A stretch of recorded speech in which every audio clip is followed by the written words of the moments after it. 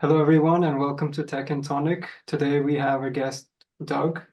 Doug, can you please tell us a bit more about your background and how you came into researching EMF radiation? Well, about 2008, we did a remodel in our home here in Phoenix. At that time, our utility, without our authorization or permission, installed a smart meter onto our home.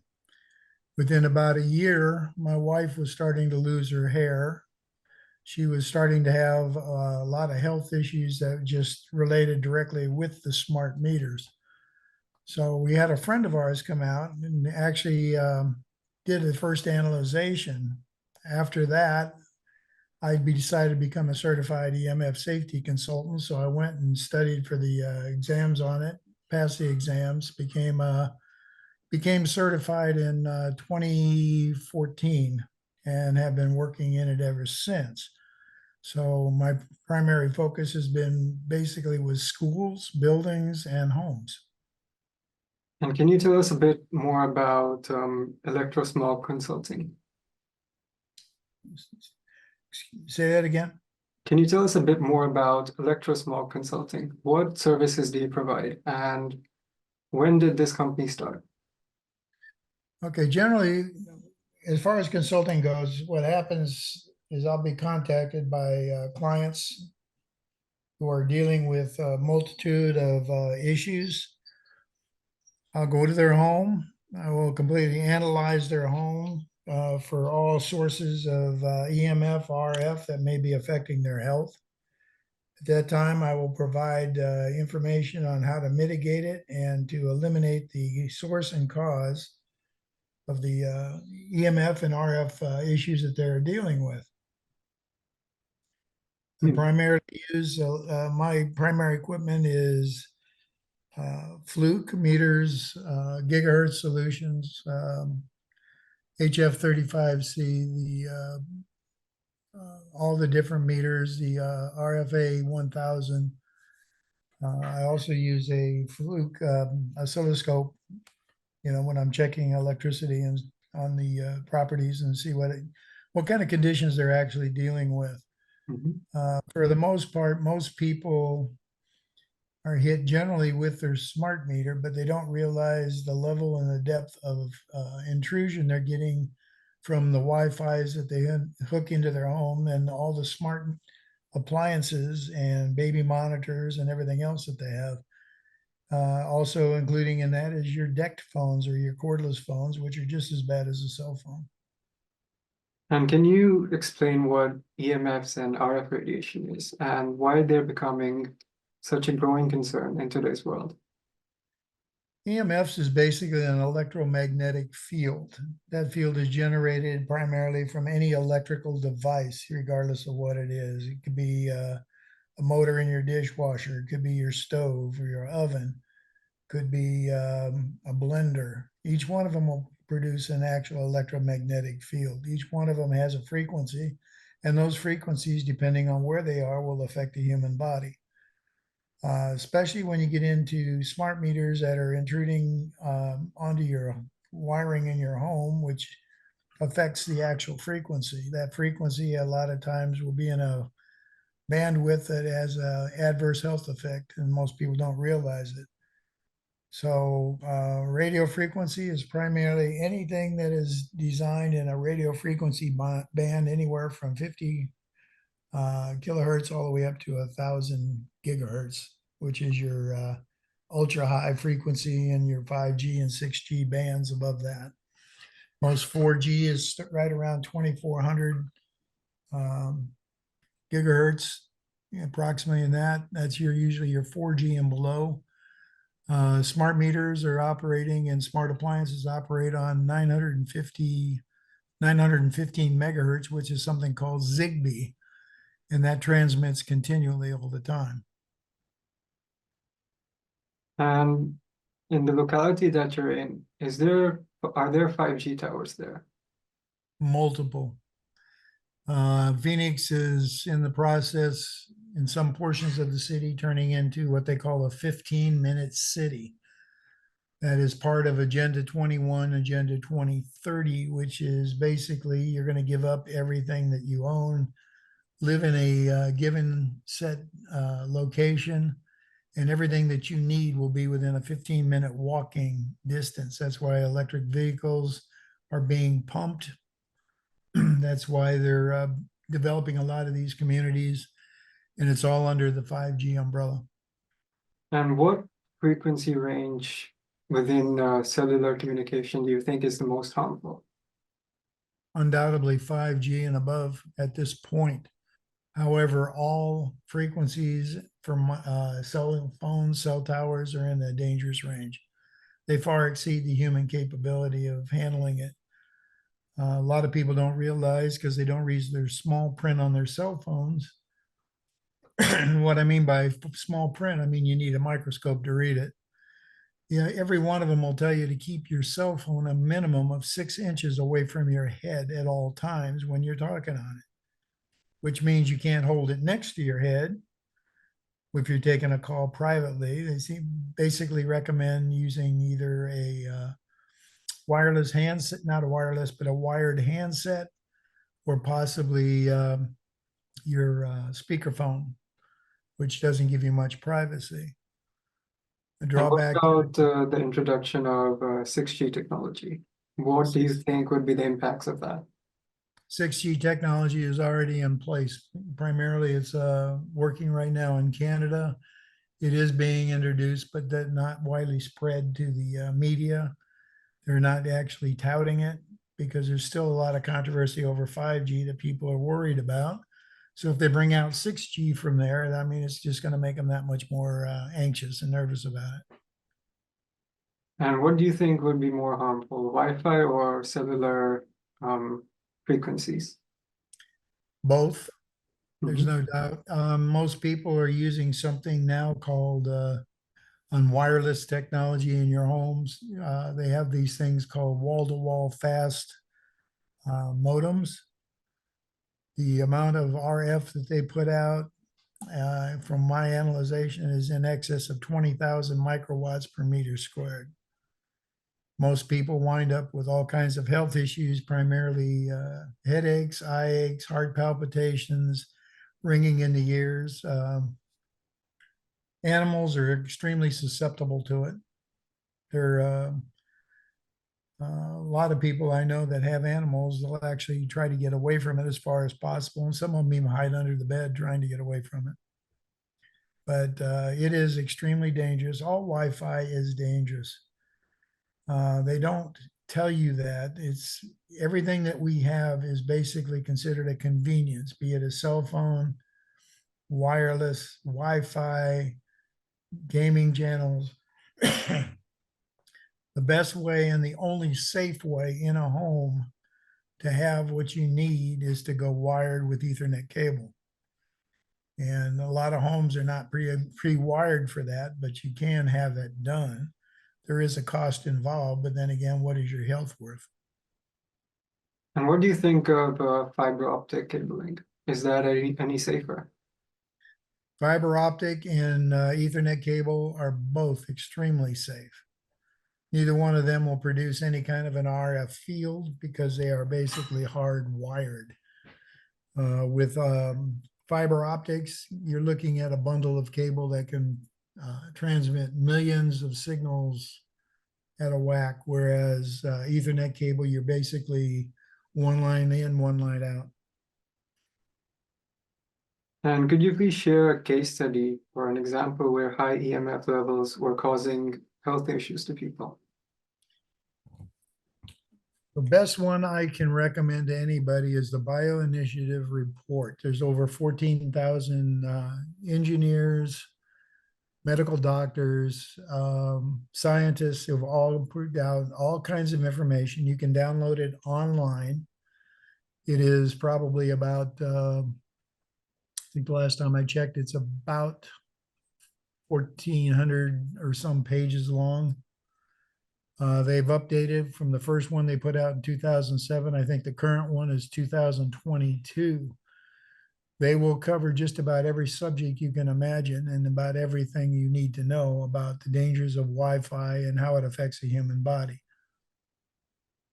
Can you tell us a bit more about EHS or electromagnetic hypersensitivity? Primarily, everybody will be affected by what they call electrohypersensitivity. It's not if, it's when. Women and children are extremely susceptible to the electrohypersensitivity. Children primarily because their bone structure and their brains are still growing. Women because they don't have the body mass. Men are less likely, or I won't say less likely, but less affected initially. But they're more exposed to it, the more they will be affected. That's why I say it's not if, it's when. So every time you put yourself in a position to be exposed to it, and especially with kids today, where in schools, they're using industrial strength 5G technology rather than wired communications for computer operations. Each classroom has a 5G, either an extender or an actual modem for each class, going to a multiple server processor somewhere within the school system. Unfortunately, most people are not aware of the dangers it poses to their kids.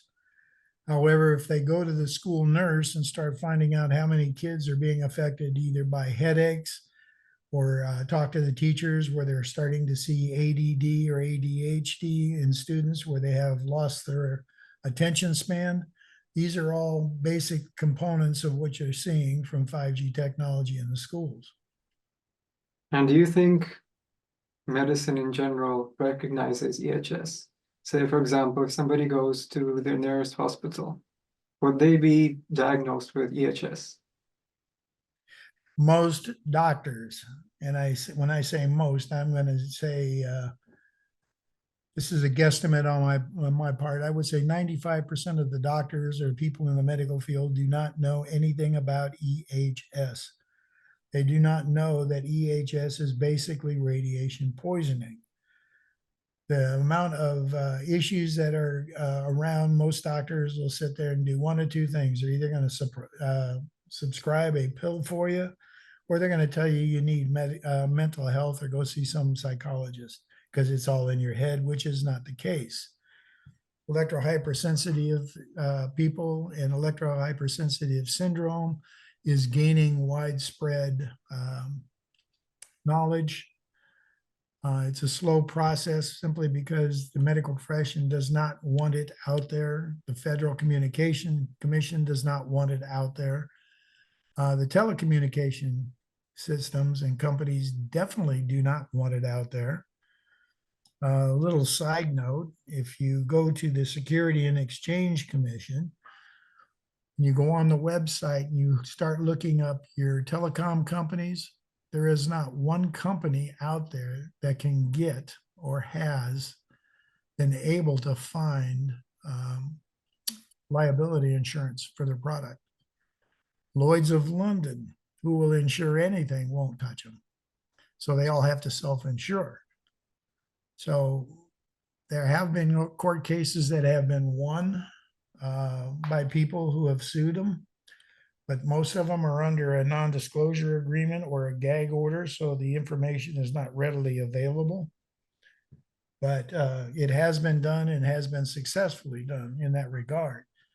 So if you're looking at a telecom industry that's governed by the FCC, and you got the FCC who is governed or who is run by former telecom executives, you wonder why the levels of radiation exposure has not changed.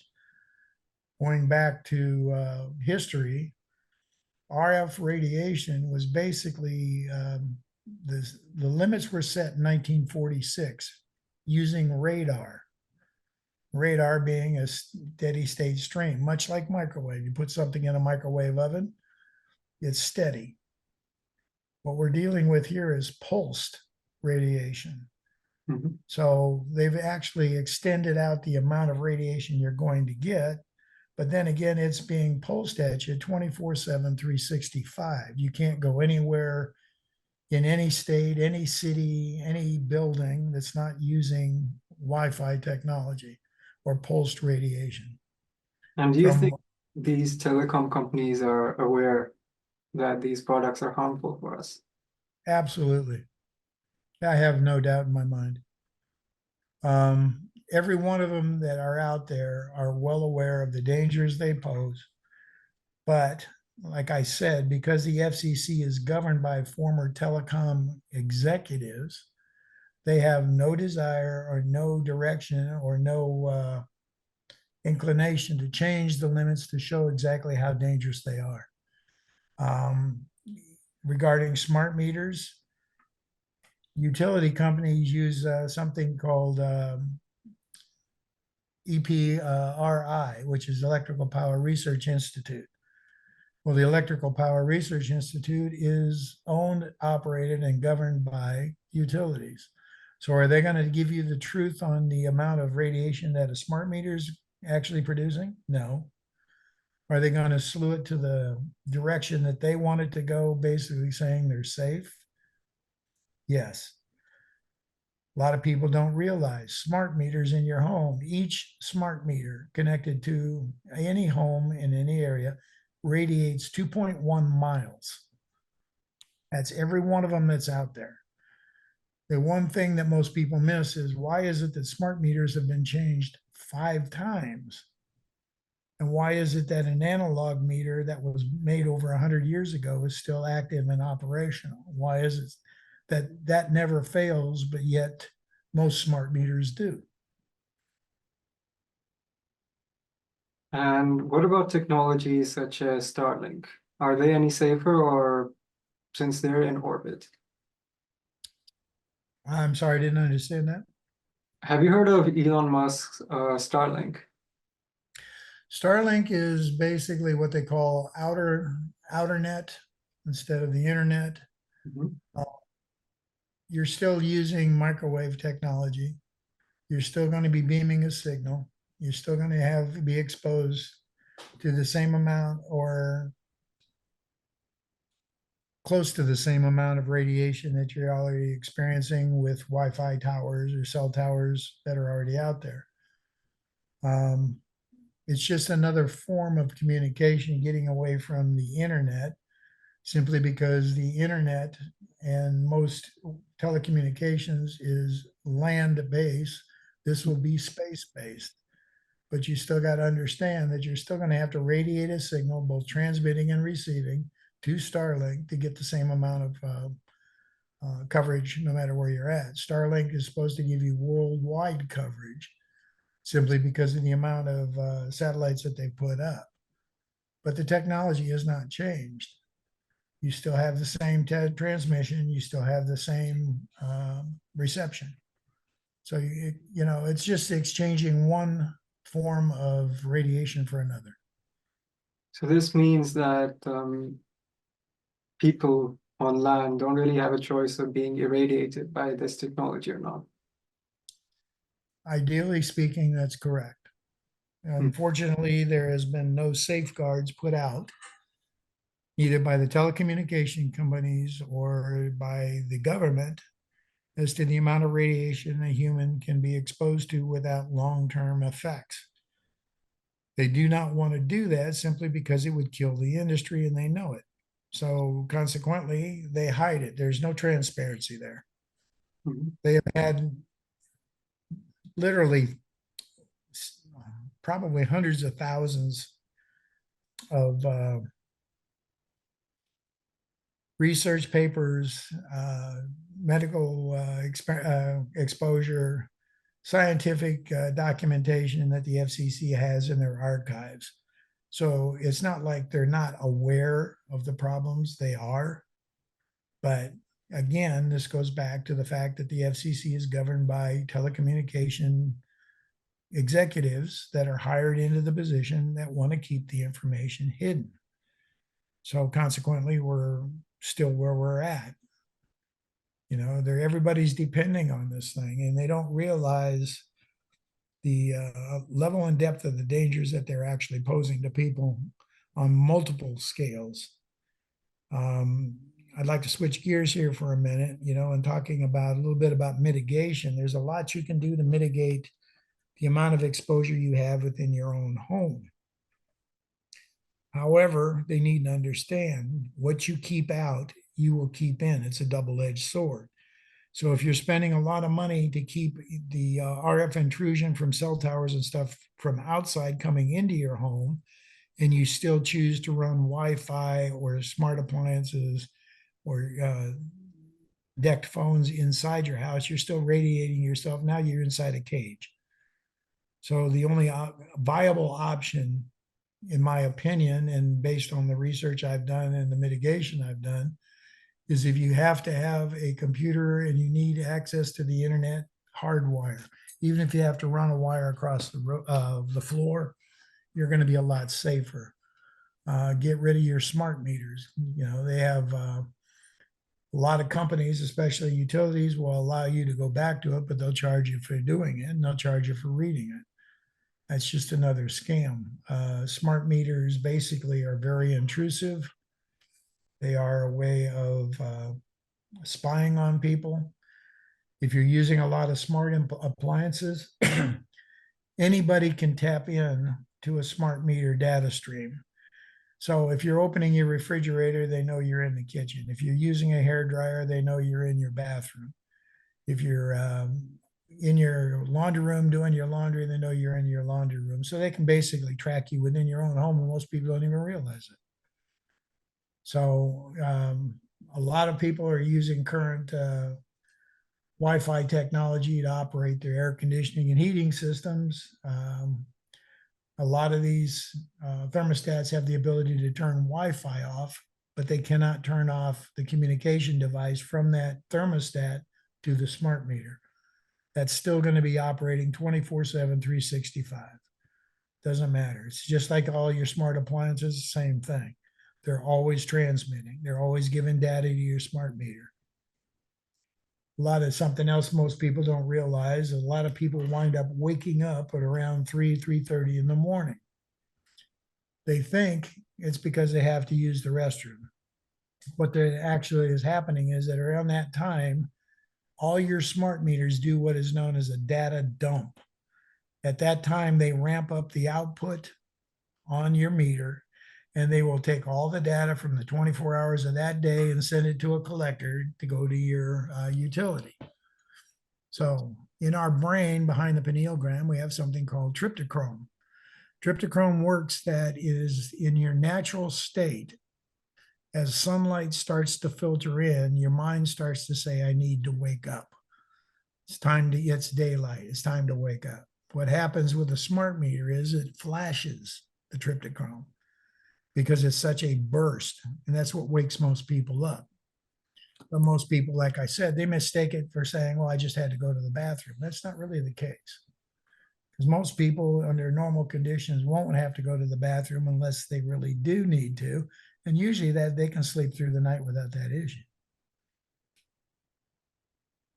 Do you think enough funding is being put into research to sort of understand the long-term impacts of such technologies? And what are some of the long-term impacts on health that this radiation can cause?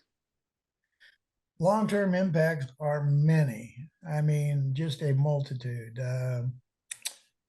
Hang on one second here. I'm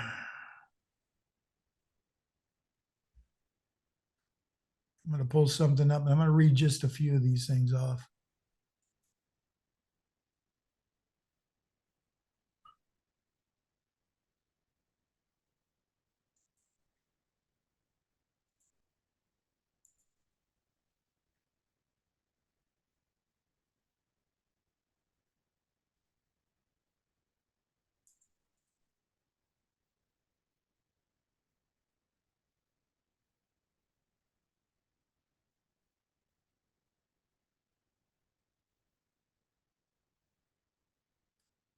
All right.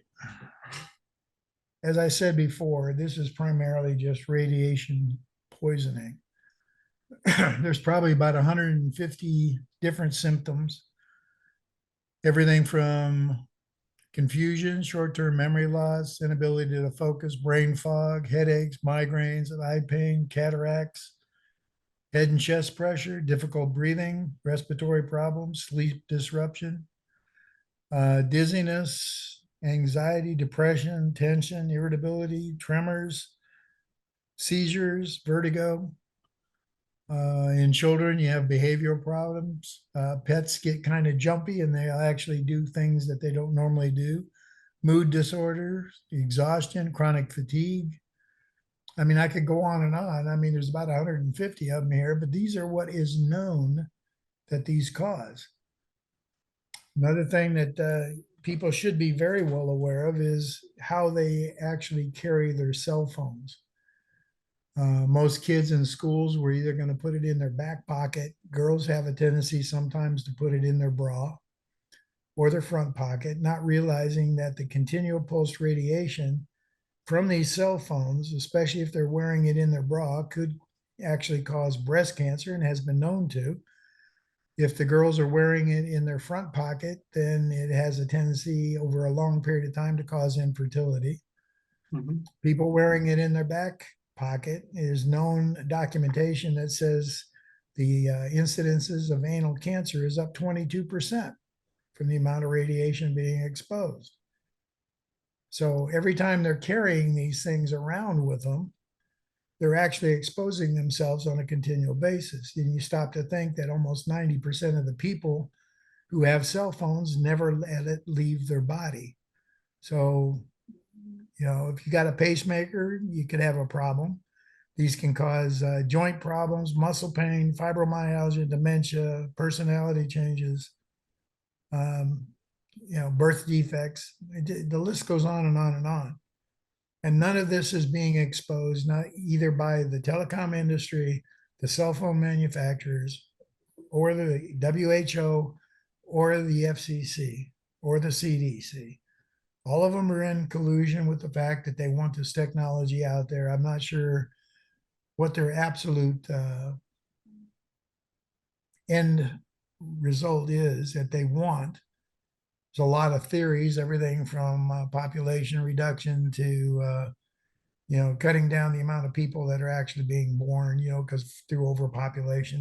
There's a lot of theories out there. I guess you could pick your own on that one. And what steps can people take to reduce their exposure to EMF? Exposures, like I said, the exposure levels vary from person to person because of just exactly how they're dealing with it. If you're going to carry your cell phone all the time, and like I said, on your person, your chances of radiation poisoning or radiation symptoms are going to go up astronomically. If you're working in an office environment where you have a Wi-Fi router and all kinds of electronic, like, you know, wireless printers and wireless copiers and everything else that they have up there, they're just, you know, continually exposing themselves to greater and greater limits because you can't get away from it. And what about EMF protection products, such as EMF protection garments and things? Okay, with EMF, you got to understand it's electromagnetic fields. And with any electromagnetic field, distance is your friend. Farther away from it you are, the better off you are. If you check your electromagnetic field, say from your oven or from a microwave, or not a microwave, but refrigerator, washer, dryer, I mean, the closer you are to it, the higher it's going to be. So the farther away from it you can get and stay away, the more protection you're going to have. That's just a given fact. RF radiation protection, there's a lot that can be done. Limiting your use, switching from Wi-Fi to hardwired in your system. I mean, they've got specialized paints that can protect your bedroom. They've got canopy covers, they've got clothes, they've got all kinds of different things depending on the level of sensitivity that you may have. I do know personally a couple people that walk around looking like they're out of some spaceship because they're so sensitive that they can't even be out in public without being fully covered with EMF protection. Mhm. Do you think enough people in the world are aware of this issue? I believe everybody is aware. The European Union is, in my opinion, miles ahead of the United States because their safety limits are so much better than what we have here in the States. We have, hang on one second here. I'll give you just a little perspective here in a second.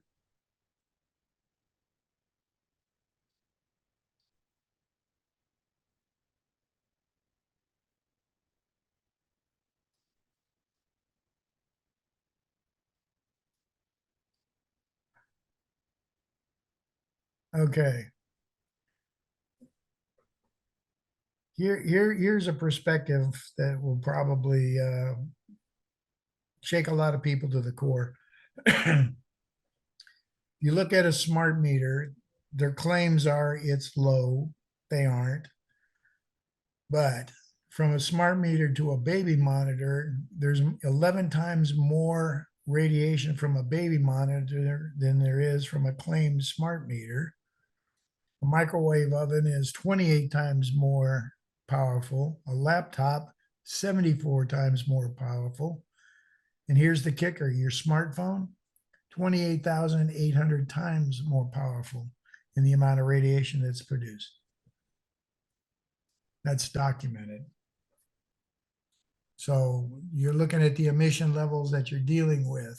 So you start to wonder why people are getting glioblastoma tumors in their head from smartphones or from cell phones. That's one of the main reasons why, because of the, yeah, it looks like I had a little glitch there. Sorry about that. No worries, no worries. All right. So back with you. One other thing that I want to tell people about that they're not realizing is almost all your new cars today have something called a collision avoidance system. And they don't realize that's radar, low dose radar that's being used to radiate people around them. This is the same technology that tells you if you're not in a lane or if you're coming up close to a car or something that may cause an accident. This is another form of intrusion that we're getting that most people are not even aware of at this point. But it is something dangerous and needs to be, definitely needs to be looked at in a lot deeper recording sense. What advice would you give somebody who suspects that they might be experiencing symptoms of EHS, but they can't get a diagnosis from a healthcare professional? The best healthcare professionals actually for EHS is going to be a naturopath because they're more aware. Your medical doctors, they're oblivious. It's rare to find anybody that is. The best advice I can actually give in that respect is if you're calling around looking for medical professional, ask them if they are aware of EHS and whether or not they are able to treat it. If they say they don't, move on, keep looking.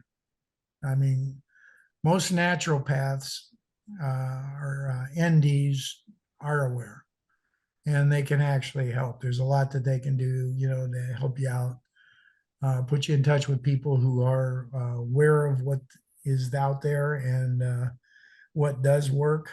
The one thing I will say, and there's a lot of, what's the word I want? Devices that are put out there by many companies with a lot of claims of how they protect you. Mhm. The one thing I can tell everybody to do is if you see this and you want to know if it works, is go to the liability issues on it and find out what they state. There's a company out there, I won't give the name of it, but they claim they have a device out there that's been proven and checked and everything else. But you go to their website, You go to liability, and the first words out of the first sentence is, if you use the product, it's at your own risk. So if they're not backing up their product, then why would you buy it? Mhm. What do you think is the future of wireless communication? Um, it's a good question. Um, I know they're working on technology that's supposed to negate the negative effects of RF radiation to the human body. Has it been perfected yet? I'm not aware of it. Um, in the meantime, the best thing you can do is follow the best safety protocols you can in your home and while out. They do make cell phone pouches that are like Faraday cages. Uh, and when you're looking for a cell phone pouch, you want one that's completely enclosed, not one with open sides or anything else, because if you get them with open sides, you're still getting the radiation out. The only thing that's actually going to work is one that's a totally enclosed cell phone pouch. If you, most of these pouches nowadays, you can have two pouches, one in the back, one in the front. The one in the back, depending on how they're made, should completely shut down a cell phone from any communication. You'll get all your texts and your phone calls, after you take it out of the pouch. If you put it in the forward one, and you keep the smooth side of the pouch towards your body, you're getting, if you think of radiation like in a circle, you're cutting 50% of it off. So you're protecting your body from the amount of radiation that you're going to be getting inside a pouch. If it's kept the smooth side to your body, the flap side should always be out. That's another way to protect yourself if you need to have a cell phone with you at all times. Even women who keep cell phones in their purses, the purses is still in your body, on your person. You're still exposed to the amount of radiation. So just keeping it off of your body in a purse is not going to do. You need something that's going to protect you from the amount of radiation that it's actually producing. I've heard that a cell phone sort of emits more EMF radiation if it's sort of put in a pouch because it's trying to connect to the network with a higher level of with higher power. If you're in a totally enclosed pouch, it's not going to produce anything basically because it's cut off. And yes, it's looking for a network. If anything, it will use up a lot of battery power trying to locate it, but it does protect you. If it's in the outer pouch, you're still able to connect to the network and it's still only going to put out the same amount of radiation it normally does. Mhm. So that's something to consider. But yes, when you put something inside that's RFID blocking, it's going to completely block the signal, but it's not going to affect your body because if the signal can't get to the phone can't produce the signal out. What measures do you think governments and corporations should take to protect people in general? One word: transparency. If you have transparency and if they're honest with the people, honest about the dangers, honest about the problems, then most people can make a choice to determine whether or not they want to use it or should use it, or they can take steps to protect themselves when they do use it. Without transparency, you're not going to have it. Mhm.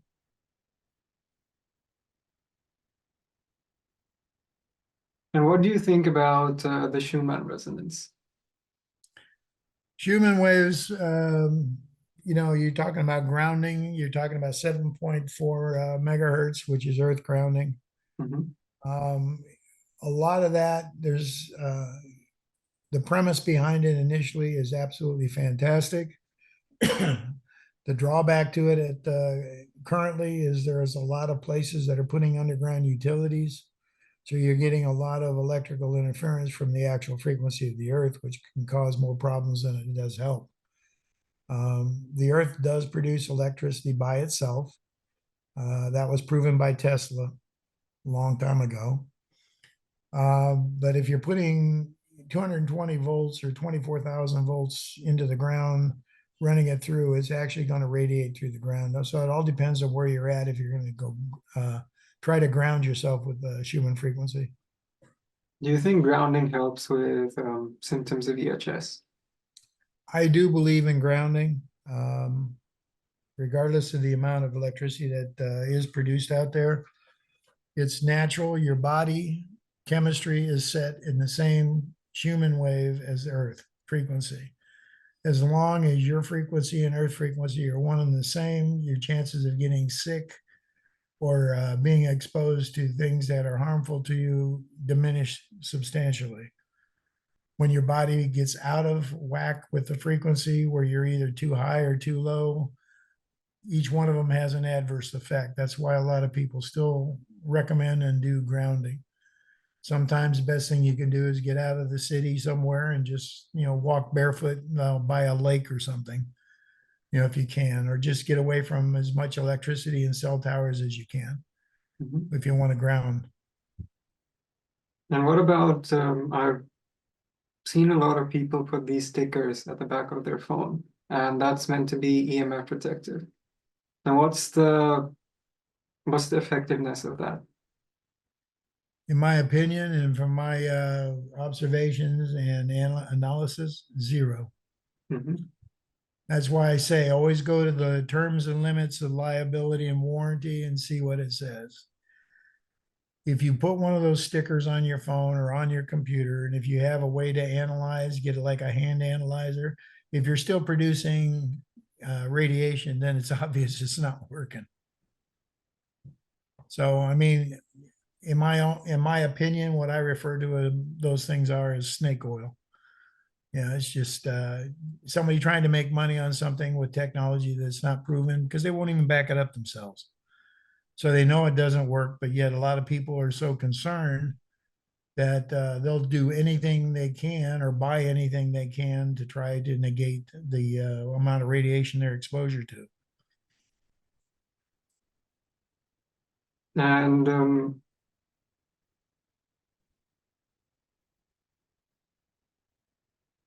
so basically at Fique, we're a clothing brand. Well, we started off as a clothing brand. And our social cause is to sort of promote and tackle the harmful impacts of EMF radiation. I'm not sure if you've heard of we just very recently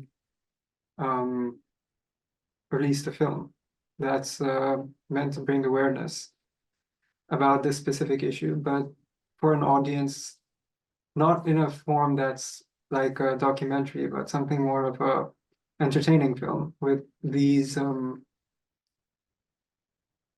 specific points of the harmful impacts of EMF radiation sort of encoded within the film. So what do you think about,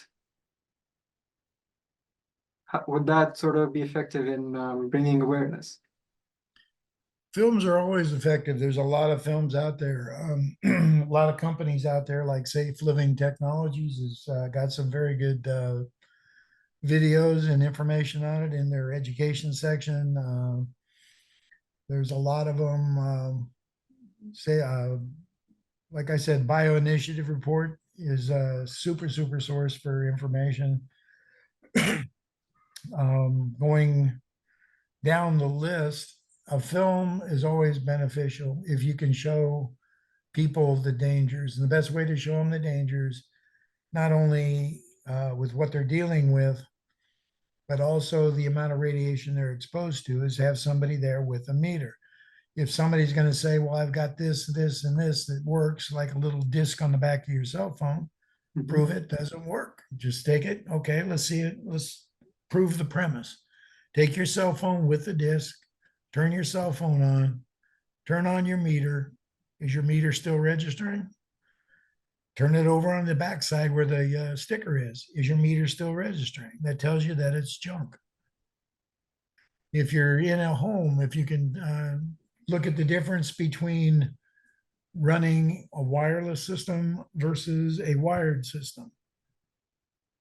Anything that you can do to educate people to bring them up to speed, exposing the dangers, the amount going into a school or a coffee shop, going into hospitals with a meter Mhm. to determine the amount of radiation people are being exposed to. Those are all beneficial in helping to bring awareness and transparency to the issue. Most people don't have it, they don't know it, they don't see it. Do you But think, if you yes, could go put ahead. together a film Mhm. showing that, then there's no way that they can dispute it, because it is what it is. The amount of radiation that is exposed on a meter doesn't lie.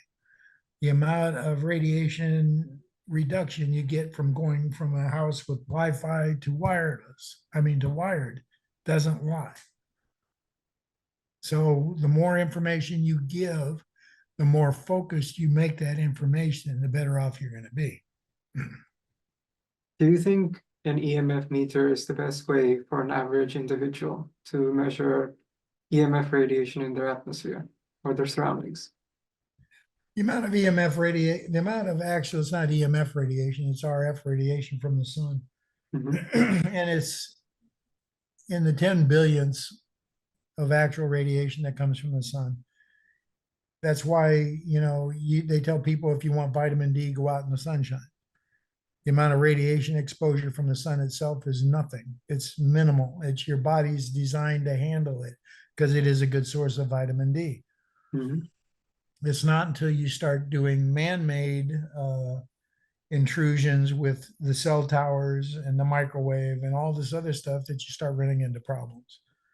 So the normal background radiation is so minimal. It's almost inconsequential in that respect. Have you heard of scalar waves? Since Oh yeah. Yeah. they're, what's your opinion on that? Scalar waves, the technology is still, a lot of it's in development. There's a lot of stuff that have been proven out with scalar waves, but it's in its infancy.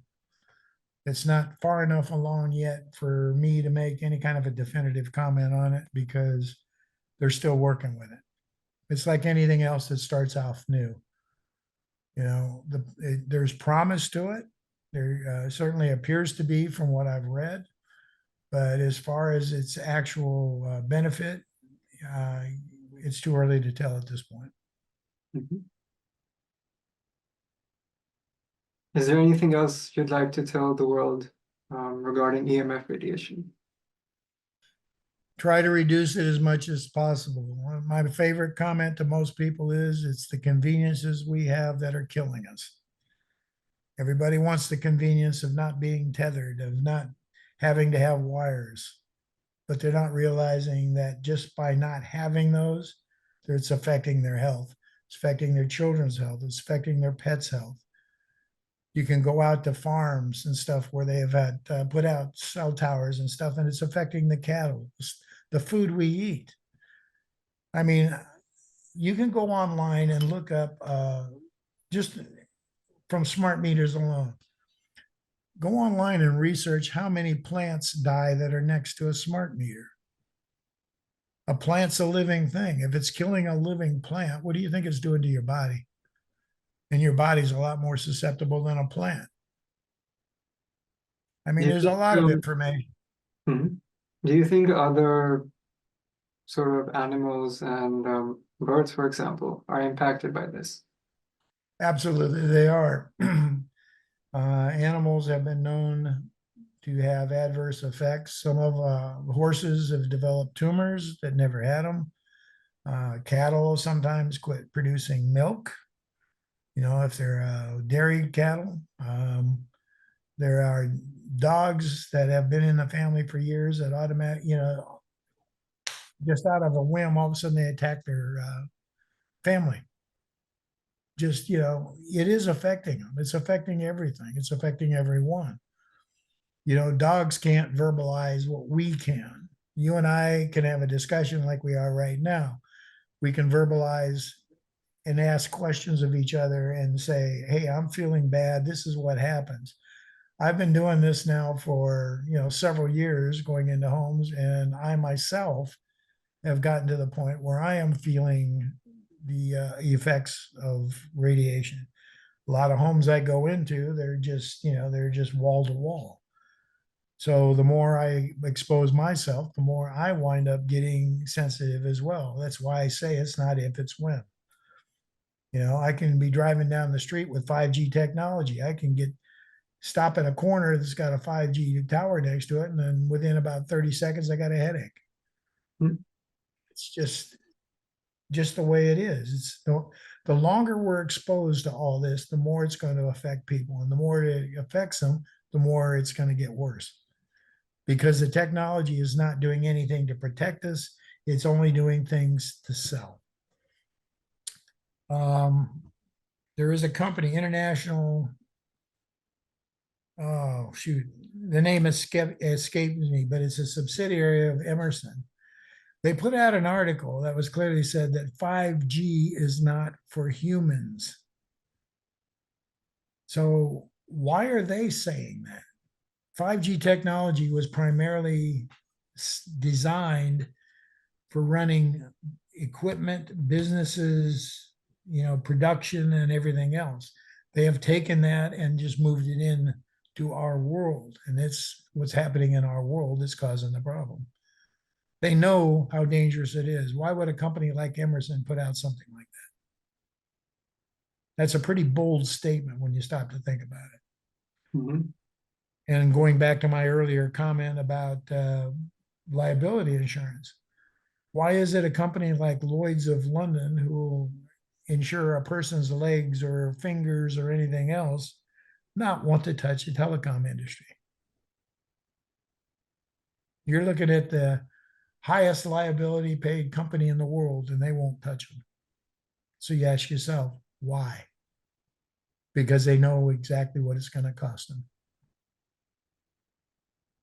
So if they're aware of it, you can bet your bottom dollar everybody else is as well, especially in the industry. Go on to the SEC, Security and Exchange Commission. Look up all your telecom industries, your cell providers, your tower makers, AT&T, Verizon, Nokia. Just pick any one of them, go down and find out whether or not they have liability insurance. And every one of them will tell you they're self-insured. Why? When insurance is available, why do they have to self-insure?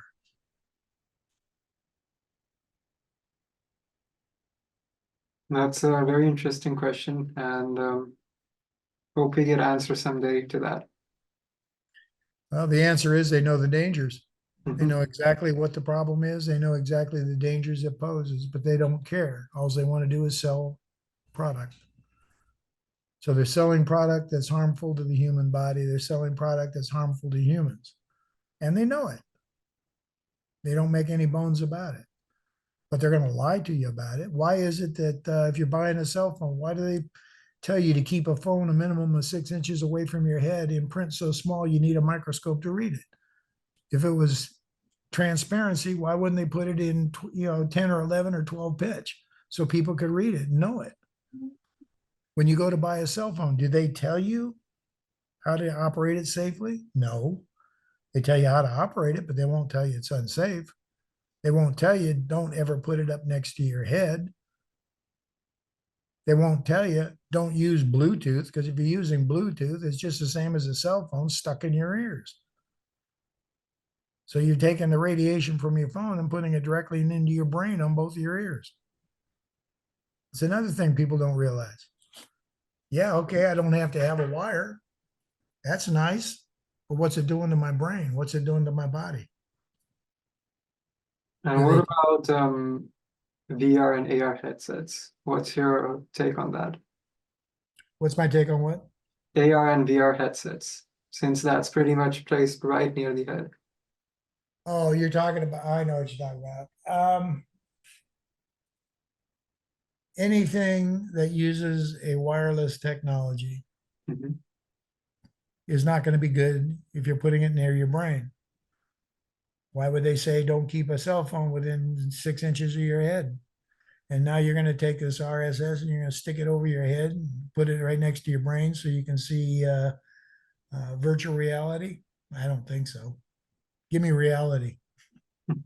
I don't need virtual reality. All right, Doug, thank you very much for this podcast. We'd be very glad if you'd like to collaborate with us. And hopefully we can sort of get as many people aware about this issue and these larger companies sort of take action on what they're doing. I'm more than happy to help. And like I said, transparency is your biggest thing. The more you expose the reality of what you're dealing with, the more people become aware. Don't be a bit surprised if you put out a film showing the dangers if it just gets kind of censored on the internet. Mhm. Wouldn't be a bit surprised of it, because they don't want the knowledge out there. They really don't. And unfortunately, as far as consultants go, there's not enough of us. There's just not enough. And that's the sad part about it. People get sick, they don't know who to ask, who to turn to. The only thing I can recommend is if they have an interest in a, what do you call it? Early birth technology is get certified, find a school, get certified on how to read and mitigate and analyze electromagnetic fields and RF. It's a wide open field. As I said, there's not near enough people in it, and there's not near enough expertise with it at this point, simply because the information on it's been kept hidden. Unless you're a researcher, unless you're actually looking for it, or unless you have a viable interest because you're being affected by it, most people don't even consider it. So, I wish you well. And if you're going to do a video, I wish you well. Mhm. I hope that you get the information out that you want. And I hope you can show people just exactly how dangerous this stuff is.